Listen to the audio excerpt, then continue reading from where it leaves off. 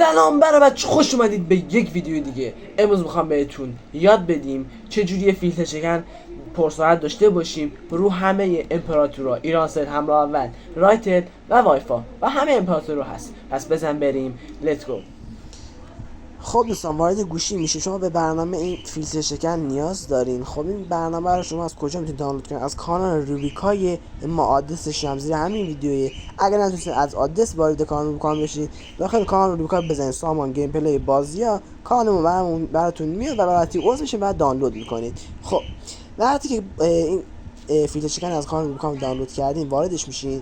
اینجا از شما قطع کنیم، بس بود. چند تا دسترسی میخواد. وقتی دسترسی یادن یه تبلیغ براتون میاد و قطع میکنید. بعد اینجا روی متصل میزنید، وا میستیم تا متصل بشه.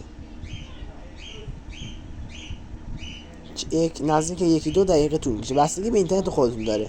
اگه اینترنتتون خیلی قویه که سریع وصل میشه و سرعت بیشتری هم میده. اگه اینترنتتون ضعیف باشه، وقتی وصل بشه سرعتش کمتره طبیعتا. الان وصل شد. وقتی برای شما زد اتصال برقرار شد، دیگه شما میتونید داخل یوتیوب و اینستا و چیزایی که فیلتره واردش بشید. اگر از این ویدیو خوشتون اومد حتما لایک کنید و کانال ما رو دنبال کنید که کلی محتوای آموزشی قراره بذاریم و زنگوله هم بزنید. هیچ حرفی نمیمونه. فعلا خداحافظ.